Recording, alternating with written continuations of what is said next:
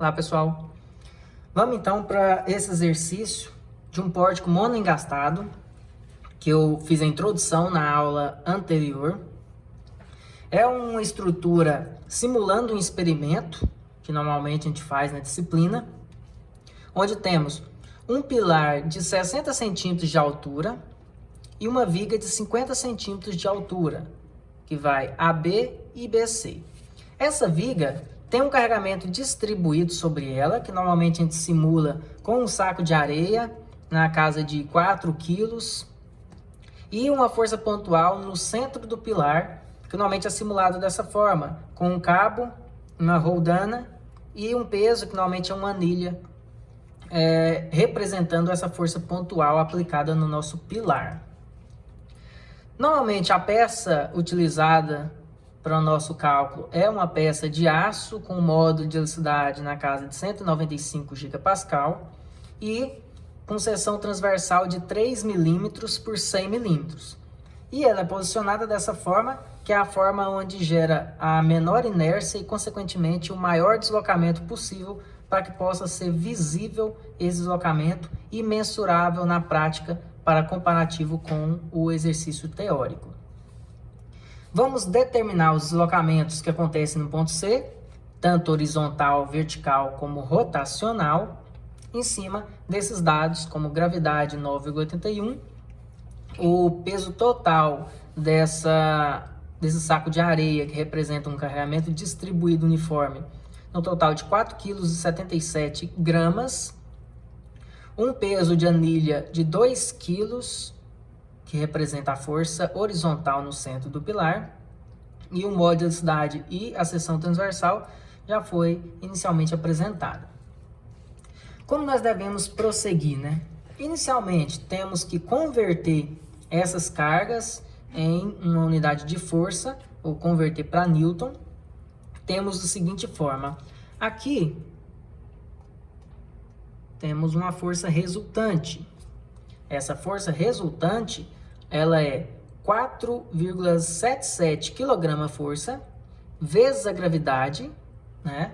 Representando a nossa força resultante em Newton.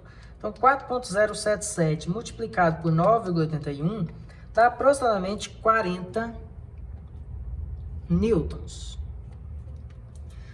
Nós devemos perceber o seguinte, que esse 40 newton é uma força pontual. E eu tenho que converter isso em um carregamento distribuído. Essa é a resultante, é o peso total do saco de areia. Como temos aqui, 50 centímetros, 0,50 metros, que nós temos de cálculo aqui, para calcular esse valor? Temos a força resultante é igual ao carregamento distribuído multiplicado pela distância, né? Então, temos o seguinte, 40 newton é igual a Q vezes 0,5 metros. Logo, o Q é igual a 40 newton dividido por meio metro, que vai me dar 80 newton por metro. Então, o carregamento distribuído que iremos utilizar no nosso cálculo é de 80 newton por metro. Isso vindo de um experimento. Então, eu tenho, primeiro, o peso total, pesado em balança, no valor de 4,77 kg, convertido em newton e, consequentemente, distribuído ao longo dos 50 centímetros.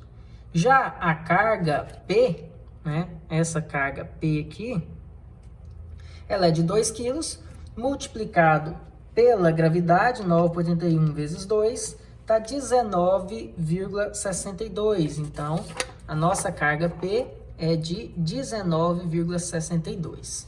Então, a primeira conversão deve ser feita é essa. Agora, o segundo ponto de análise é a utilização do método do deslocamento, que deve se atentar para o travamento das deslocabilidades existentes. Então, temos o nó A, B e C, certo? O nó A não precisa ser anexado nenhum tipo de travamento, por ser já um engaste e um nó de extremidade.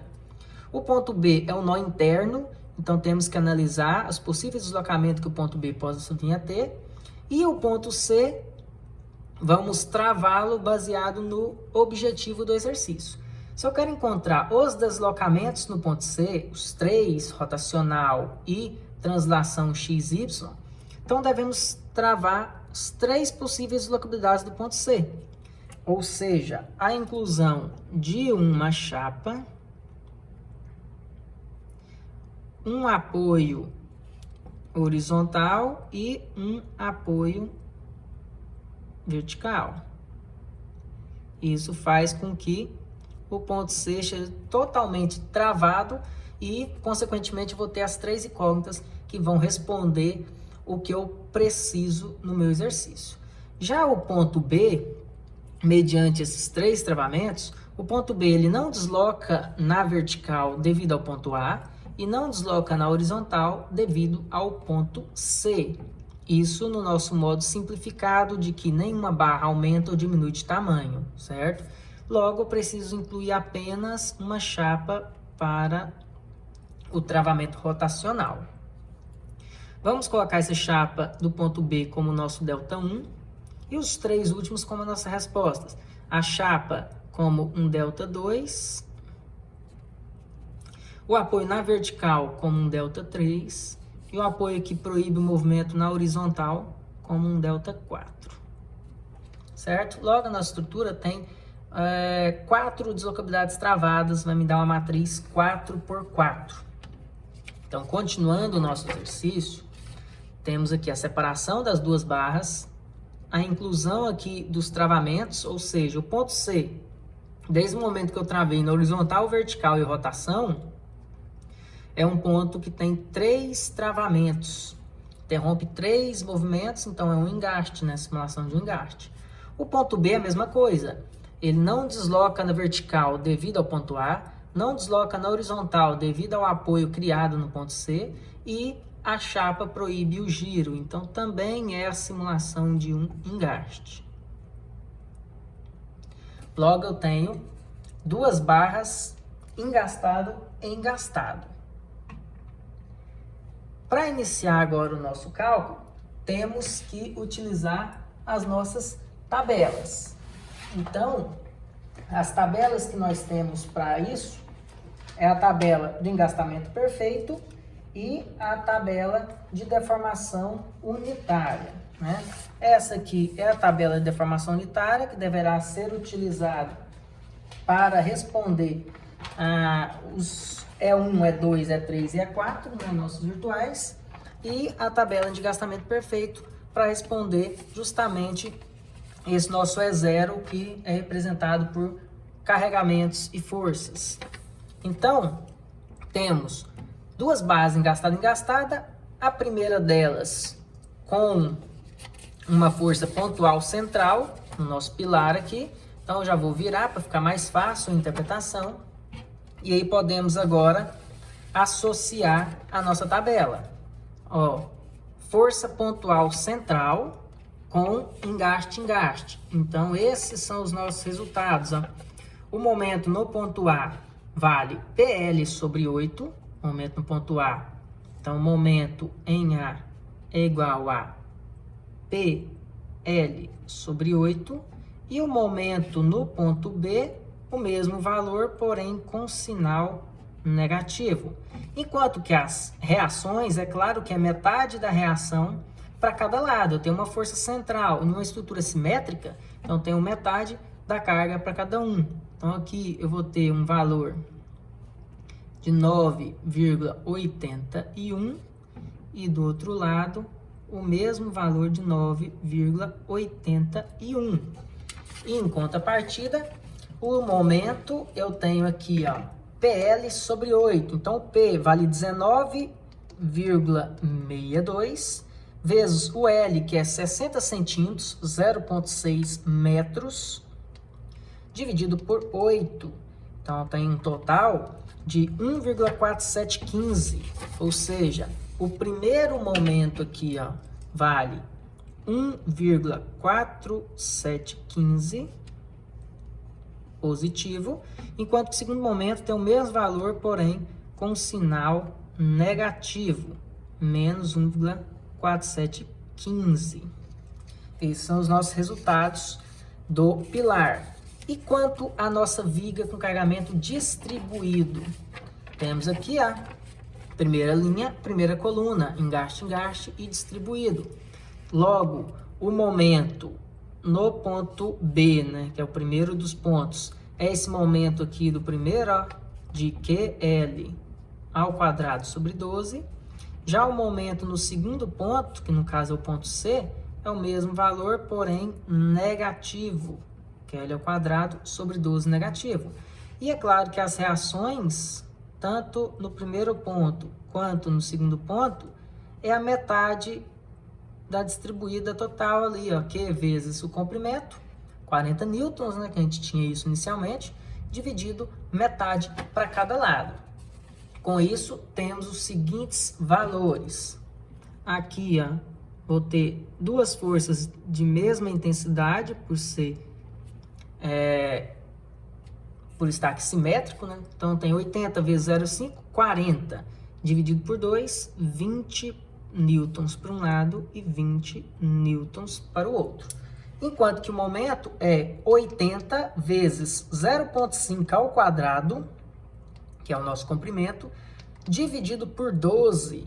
Então, tem um valor de 1,6667.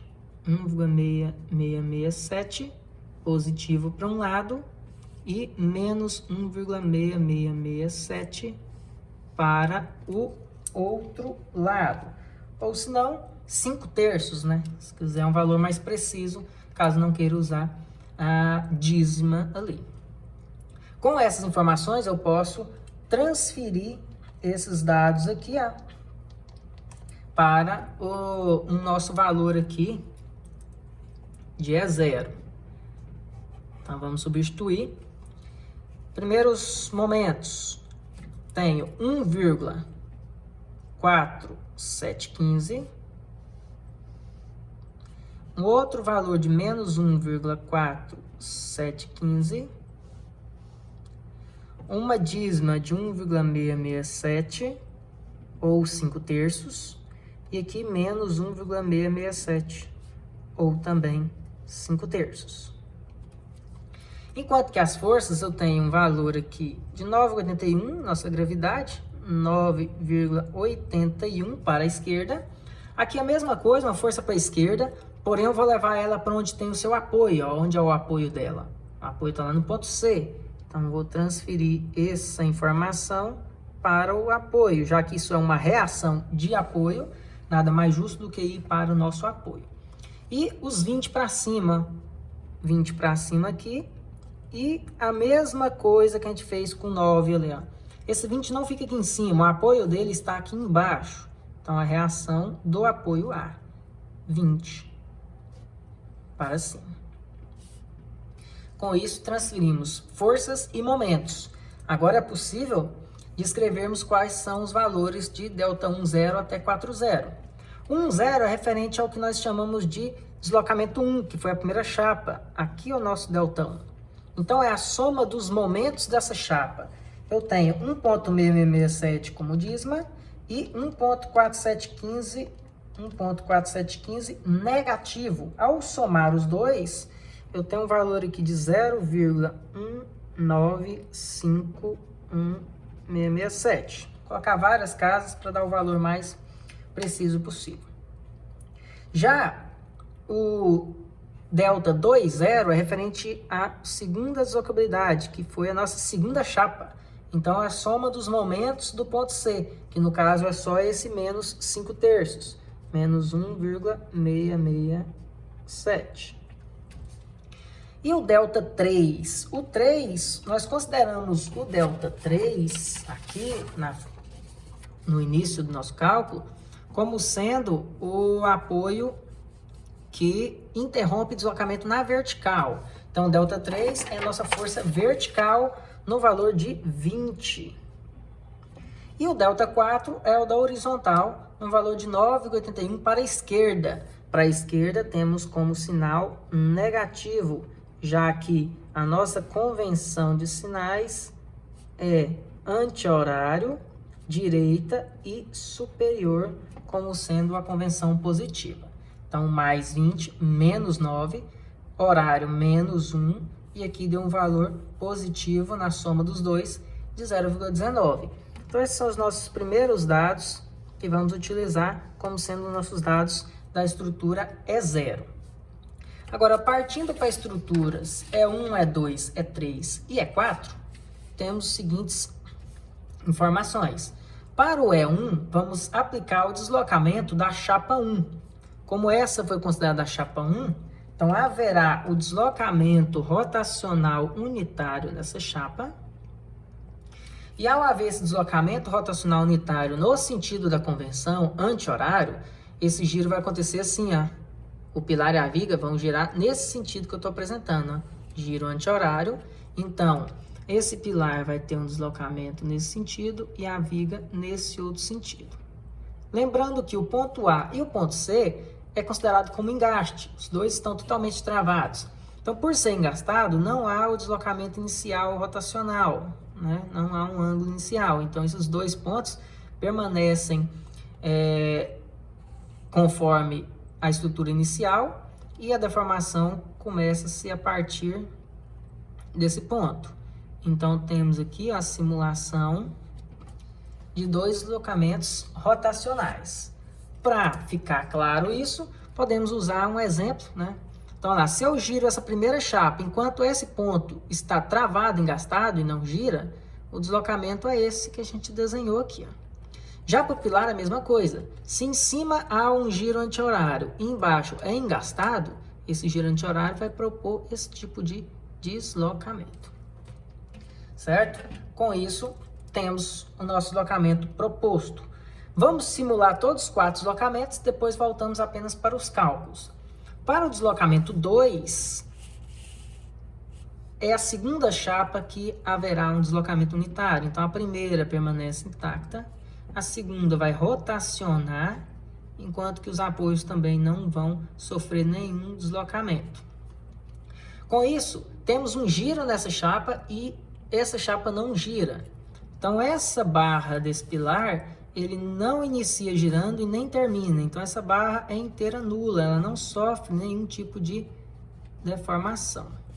Agora, essa aqui sim, ó, se esse ponto gira anti-horário, então vai deslocar para baixo essa nossa chapa. Enquanto que aqui é um ponto engastado, que não sofre um deslocamento inicial. Então, a chapa final vai ser algo nesse sentido, que é representado por engaste e o giro no segundo. Então, ao girar o segundo, temos esse tipo de deslocamento aí, que foi já representado. E o nosso E3.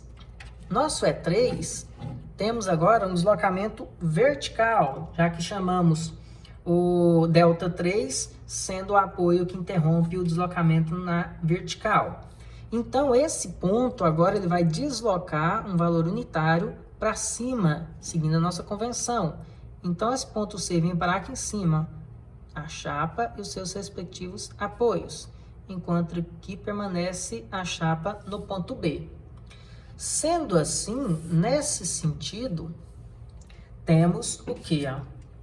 Engaste e o segundo engaste ele subiu ao tipo de deslocamento.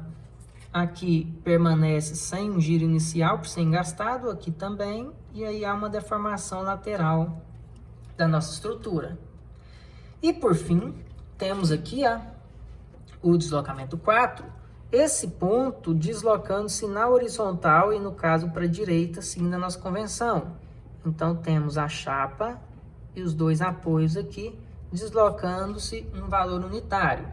Ao deslocar esse ponto C, o ponto B também desloca com a mesma intensidade, ou seja, também há um deslocamento unitário, já que o ponto B ele só não movimentava devido a esse apoio. Se o apoio movimenta, a barra vai inteira, já que no nosso modo simplificado, nenhuma barra aumenta ou diminui de tamanho. Ou seja, essa barra da viga BC permanece do mesmo tamanho. Então, ela não tem nenhuma deformação, ela tem só um deslocamento. O deslocamento não gera esforço, só deformação geraria.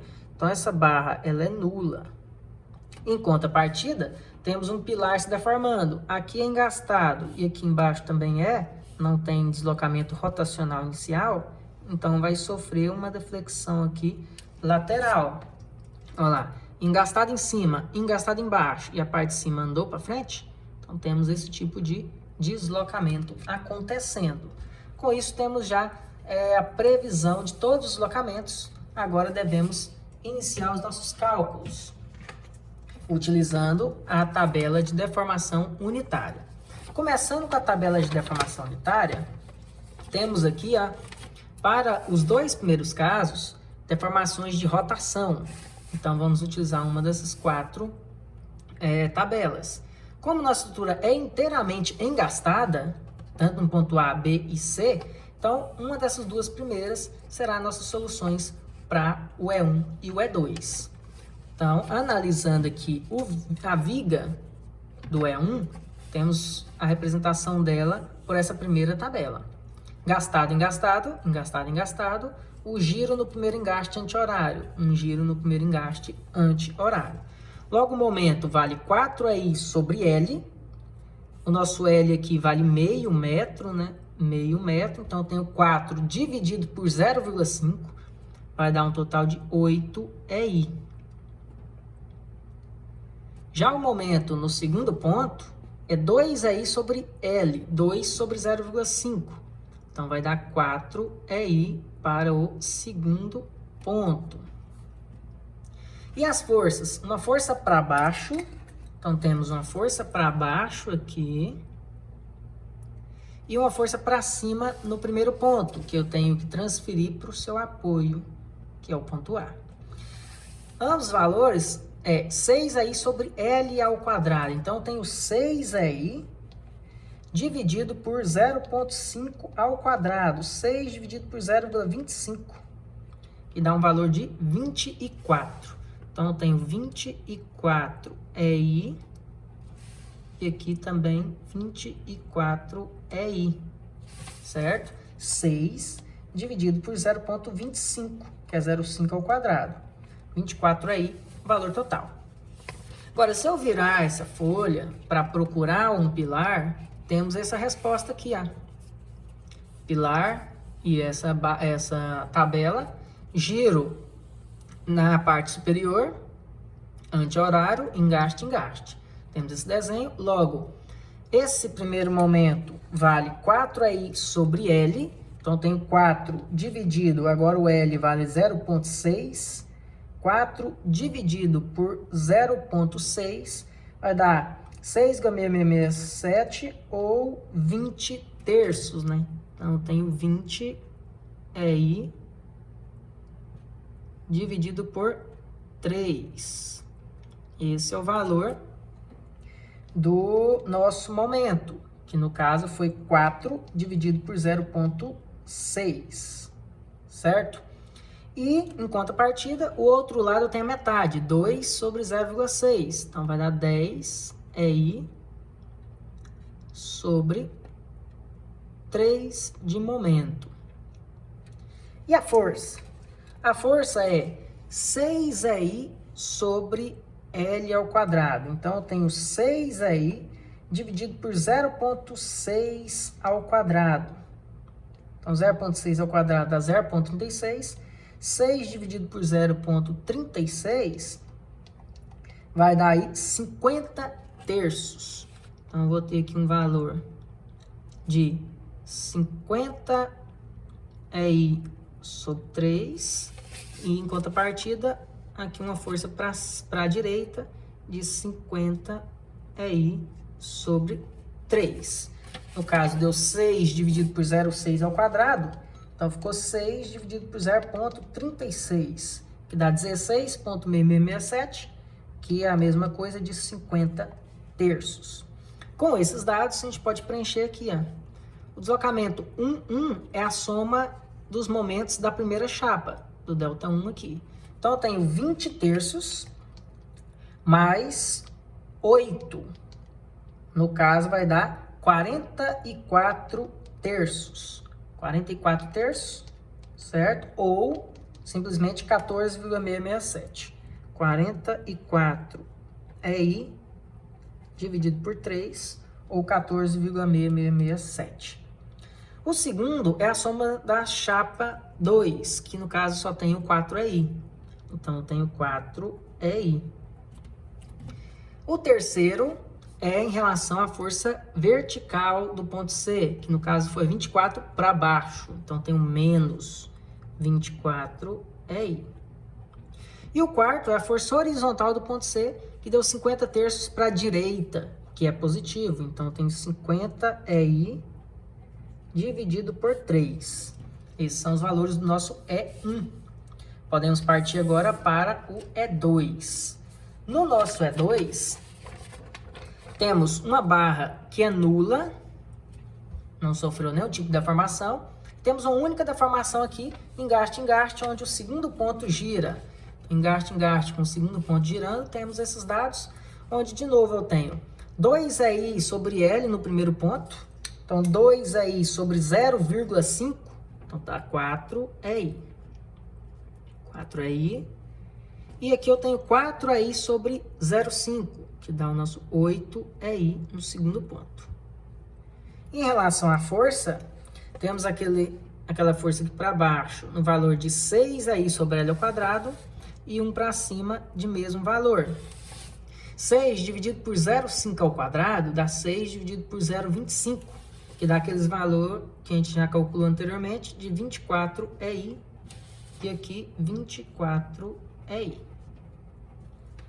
Como o pilar é nulo, então não temos momento, certo? Logo, ao somar aqui, os dois momentos da chapa 1, do delta 1, temos 0 mais 4, então eu tenho 4EI, como sendo o valor do 1,2. E o 2,2 é o momento da segunda chapa, que no caso deu 8EI.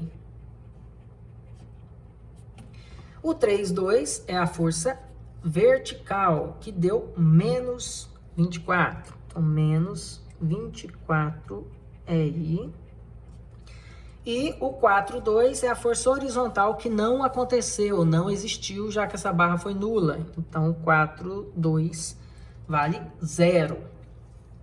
Agora, partindo para os deslocamentos de translação, ou seja, vamos utilizar agora essas tabelas aqui, a de rotação já foi utilizada.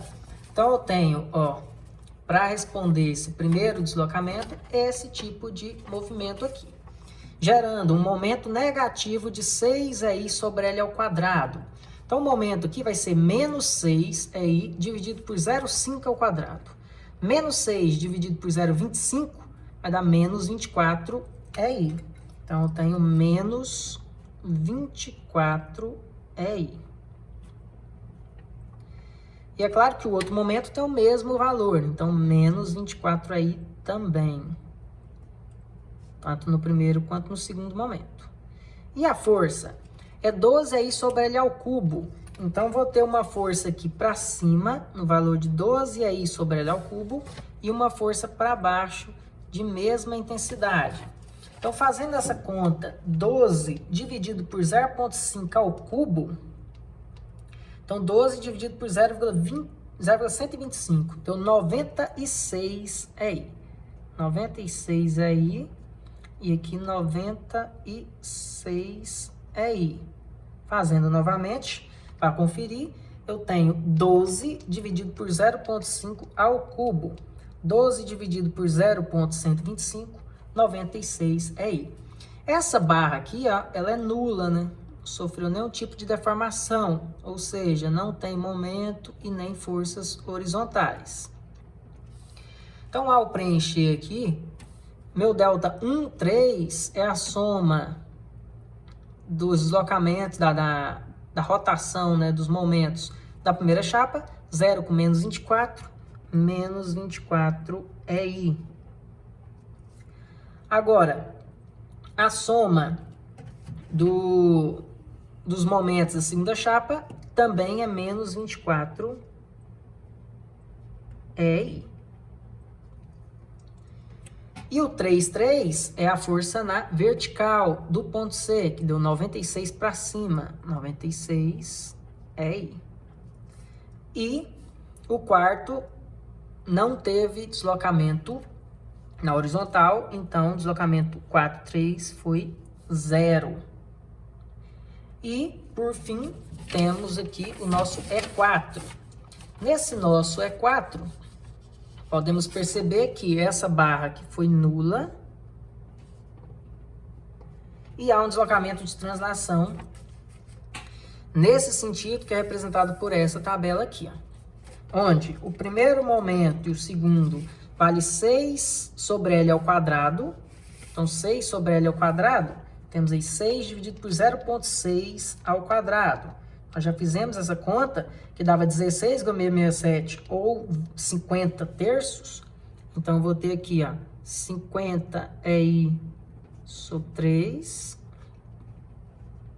E aqui, mesma coisa, 50 é I sobre 3. Enquanto que a força, temos uma força para a esquerda embaixo e uma para a direita em cima, lá no apoio. E essa força vale 12 aí sobre L ao cubo, segundo nossa tabela. Então, eu tenho 12 dividido por 0,6 ao cubo. 12 dividido por 0,6 ao cubo. Então, eu tenho um total aqui de 55,555. 55,555. Então, 55,555 é I. E aqui, 55,555 é I, uma dízima. Agora podemos substituir. Delta 1,4 é a soma dos momentos da primeira chapa delta 1. Então, 0 com 50 terços, vai ficar 50 é I dividido por 3. O 2 é a soma dos momentos da segunda chapa, que é 0. Essa barra foi nula, então deu 0. E o 3,4 é a força vertical do ponto C, que também não existiu. De novo, é 0. E o 4,4 é essa força horizontal que foi para a direita, um valor positivo de 55,555 é I. Certo? Então, temos aí todo o valor encontrado. Vamos conferir? Tem como conferir alguns desses pontos. Por exemplo, o 2,1 tem que ser igual a 1,2. 2,1 deu 4, 1,2 também deu 4. Então, esse está ok. O 3,1 deu menos 24. Então, 1,3 também tem que ser menos 24. Ok, ok. O 4,1, 50 terços. Então, 1,4 tem que ser 50 terços. Ok, ok. O 3,2 deu menos 24, então o 2,3 também tem que dar menos 24, certo? O 4,2 deu 0, então o 2,4 também tem que dar 0. E o 4,3 deu 0 e o 3,4 também deu 0. Então, todos foram possíveis conferir, é claro que com exceção da matriz principal, que é o 1,1, 2,2, 3,3 e 4,4, que não tem como fazer essa conferência. Com esses dados, podemos substituir na nossa matriz. Então, temos a nossa matriz aqui, onde é preenchido os dados do E1, depois os dados do E2, posteriormente E3 e finalizando com os dados do E4. Multiplica pela matriz resposta, né? Nossas variáveis delta 1 a 4, igual a menos o E0. Por que menos? Porque antes ele está aqui somando, iguala-se a 0 deslocamento. Passo pela de cada igualdade, invertendo o sinal. Então, vamos substituir nossos dados. Ó. Eu tenho aqui 44 dividido por 3. Lembre-se que todos esses dados aqui têm o EI. Então, eu posso colocar o EI em evidência para poder fazer a substituição ali na calculadora. Eu tenho 4 menos 24 e 50 terços. O nosso E2 já tem esses valores aqui, ó, 4, 8, menos 24 e 0. Então, 4, 8, menos 24 e 0. O terceiro é menos 24, 96 e 0. Menos 24, 96 e 0. E o último é 50 terços, 00 e 55. 50 terços, 00 e 55,555. E qual é o valor do nosso E0? Nosso E0 a gente calculou anteriormente com esses valores aqui. Só precisa inverter o sinal. Então, tem o menos 0,195167. Menos com menos vai ficar mais 1,6667. Mais 20 vai ficar menos 20. E menos 9 vai ficar mais 9,81. Então, mais com menos, menos mais menos, menos mais. Com isso, temos a nossa matriz. Vamos jogar na calculadora. Se você tiver um HP, você pode jogar no sistema de matriz. O que eu gosto de fazer? Primeiro você escolhe o modo, né? Algébrico ou RPN. Para esse caso, eu vou usar o algébrico porque ele aceita fração. E aí, vamos entrar aqui em matriz. Aqui, ó, matriz, que é essa aspa, só que com shift branco. Então, shift branco, matriz. Entrando na matriz, eu quero encontrar essa. Então, vou pegar essa aqui, dividido por essa 4x4. Eu pego essa 4x4, tá multiplicando, passo para lá, dividindo, né? Então, vou primeiro digitar essa 4 por 1. Então, eu tenho 0,1951667 negativo. Então, eu troco aqui o sinal aqui, ó, negativo. Enter. Desce aqui na setinha e preenche 1,66667. Depois 20, negativo de novo. E depois temos 9,81 positivo. Então, negativo, positivo, negativo, positivo. Dou mais um Enter, aí vai sair a matriz. Dividido, e aí entra em matriz de novo. Shift branco, matriz. E agora preenche essa matriz que passou dividindo. Eu tenho 44 dividido por 3. Temos 4. Tem 24 negativo. 50 dividido por 3. Ao terminar ali, você desce aqui na seta, vai lá para a primeira coluna novamente. Agora 4, 8, 24 negativo e 0. Ele automaticamente já vai descer, porque ele já reconheceu que você só precisa de 4 colunas. Então agora 24 negativo, 96 e 0. E por fim 50 dividido por 3, 0, 0 e 55,55555. Dízimo ali. Então temos lá 14, que é 44 sobre 3, 4 menos 24 e 16, igual a 67, que é 50 terços. 4, 8 menos 24 e 0. Menos 24, 96 e 0. 16,667, que é os 50 terços. 0, 0 e 55. Então dou mais um Enter. Tá um dividido por outro. Só apertar o Enter mais uma vez, ele vai me dar a matriz resposta. Que no caso eu tenho aqui, ó, delta 1 menos 6,8829 dividido por aí. Por que eu dividido por aí? Porque eu aí estava multiplicando aqui, ele passou para lá dividindo e eu ainda não substituí esse dado. Então, dividido por aí. O segundo é menos 8,5496 dividido por aí. O terceiro, menos 4,06645 dividido por aí. E o último deu mais 2,24145 dividido por aí. Certo? Colocando aqui no mínimo umas 5 casas ali para que a gente possa encontrar os resultados mais precisos. Feito isso, precisamos agora substituir o nosso AI. E aí vem a questão, né? Quais unidades a ser utilizada? Eu comentei na apresentação dessa aula, que está postado aí no link anterior, onde temos o seguinte: Unidades utilizadas. Distâncias em metro. Cargas em newton.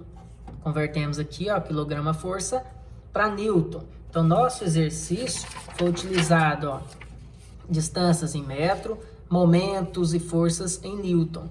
Então, nossas unidades utilizadas foi newton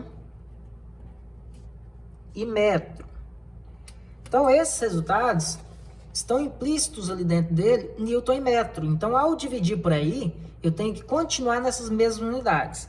Então, o módulo de elasticidade tem que estar em Pascal, ou seja, newton por metro quadrado.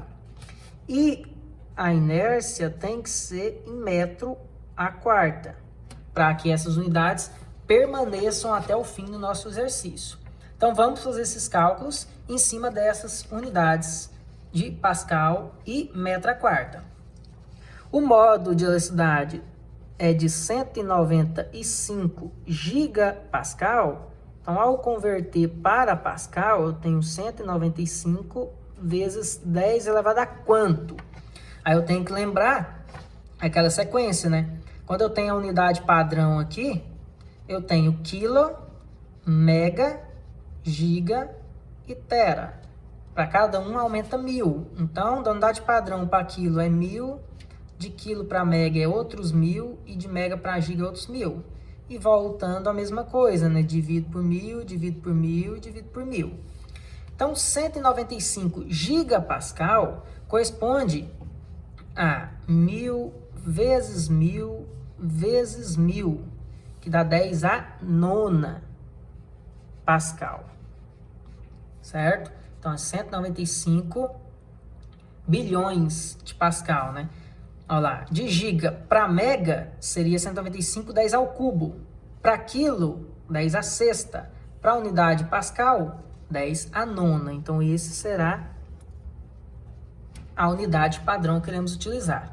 E a inércia? A nossa seção transversal aqui, ó, ela está na horizontal. Ou seja, na pior inércia possível, porque a altura é a menor das duas medidas. Eu tenho uma base de 100 milímetros e uma altura de apenas 3 milímetros, tanto para o pilar quanto para a viga. Está na pior inércia, tanto é que essa chapa sofre uma deflexão facilmente. Então, ao calcular essa inércia, temos o seguinte, ó, inércia é base h ao cubo sobre 12. Então, a base é os 100 milímetros. Posso converter ao fim ou posso converter agora. 100 milímetros convertendo para metro, divide por 1000. Então, eu tenho o quê? 0,100 vezes. A altura é 6 milímetros, 3 milímetros, desculpe. Dividido por 1000, 0,003 ao cubo, dividido por 12. Então, temos a conversão de milímetros para metro, né? 3 milímetros é 0,003, porque eu tenho 3 dividido por 1000.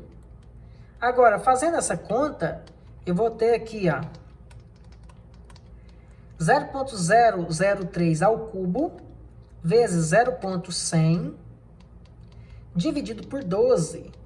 Então, vai me dar um total aqui de 2,25 vezes 10 elevado a quanto? 3, 6, 9... 10 elevado a menos 10, né? 2,25 vezes 10 elevado a menos 10 metros a quarto. Então, essa é a nossa conta. Fazendo aí na calculadora, eu chego nesse resultado aí. Agora que eu sei o valor do meu E e do meu I, eu posso já multiplicar os dois para ter o valor da minha rigidez. Quanto vale essa rigidez desse protótipo, desse experimento? Então, 2,25 vezes 10 a menos 10, vezes 195 vezes 10 a nona. Então, eu tenho um valor de 43,875. E qual a unidade? Se eu estou multiplicando o E vezes o I, estou multiplicando newton por metro quadrado vezes metro a quarto. Então, eu tenho newton vezes metro quadrado sendo a unidade da nossa rigidez.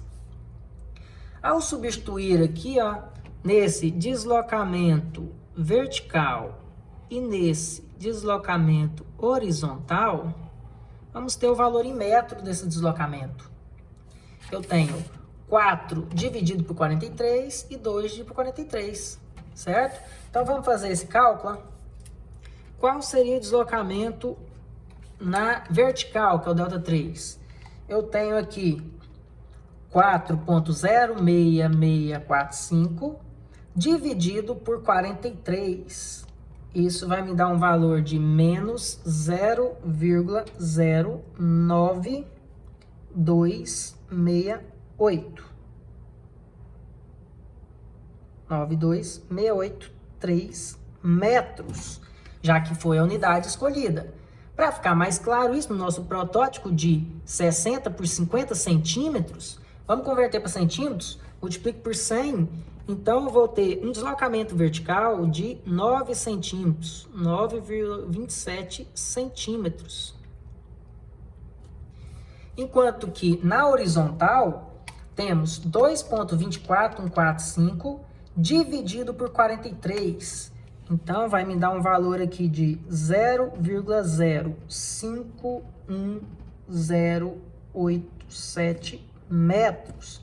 Convertendo para centímetros, ou seja, multiplicando por 100, eu tenho 5,11 centímetros de deslocamento. Podemos perceber que o deslocamento vertical foi negativo, ou seja, para baixo, e o deslocamento horizontal foi para direita, positivo. Então, no final, teríamos esse tipo de deslocamento, que era o esperado, nesse sentido e nesse sentido. Então, no final, ao ser aplicado essa carga, que antes eu tinha esse tipo de posição inicial, esse ponto C deslocou-se para um ponto C', onde o deslocamento horizontal foi positivo para a direita, no valor de 5 centímetros, e foi negativo, porque foi para baixo, na nossa convenção para cima que é positivo, né? Deslocamento negativo de 9,27 centímetros. E esse é um experimento que fazia muito, onde na prática nós fazíamos esse protótipo, utilizávamos o papel milimetrado ali atrás como conferência e poderíamos verificar se o resultado na prática era igual ou não do resultado teórico, levando em consideração alguns fatores externos que influenciam em um experimento, como o desaprumo na montagem, a dobra, como foi engastado aqui embaixo, se a carga está aplicada realmente no centro, se foi feita uma perfuração elevada aqui no centro para anexar a carga ou não. Isso também diminui a inércia nessa região, gerando uma concentração de tensão. A questão do atrito aqui da rodana com o peso, se tiver muito atrito, faz com que essa carga seja reduzida, né? Tem menos carga, porque a rodana ajuda a reter essa carga. A questão do carregamento distribuído aqui, será que ele estava realmente uniforme? Tinha algum ponto que tinha mais carga que outra? Chegou realmente nas extremidades ou não? Está bem distribuído? Tudo isso influenciava para que esse resultado fosse um pouco diferente do resultado aqui teórico encontrado. Porém, ao tentar reduzir ao máximo esses fatores externos que influenciam, você com certeza iria chegar no resultado próximo desses valores de 5,11 e 9,27. Então, quem quiser fazer esse experimento para poder testar o que a gente calculou aqui, é interessante, porque você consegue ver na prática um exercício que nós fazemos muito aqui nas nossas aulas teóricas. Então, até a nossa próxima aula. Até mais.